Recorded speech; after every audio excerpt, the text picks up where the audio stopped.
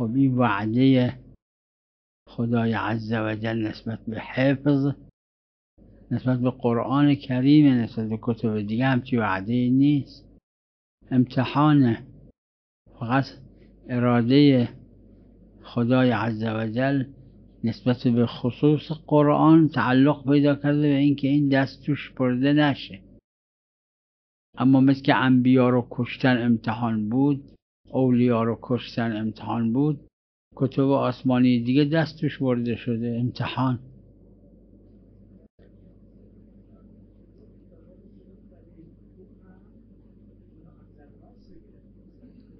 میدونم، اما خب نشده دیگه، نشده، نسبت به این تضمین شده. منافات نداره، مگر انبیا اولیاء خدا نیستن؟ خدا تضمین نکرده بلا سرشون نیاد.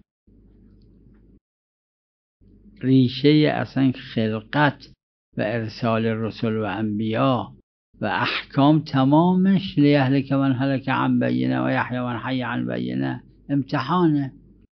وقت این امتحان در کتب آسمانی را خدای عز و جل نسبت به قرآن کریم بالخصوص قرار نداده که دست توش برده بشه.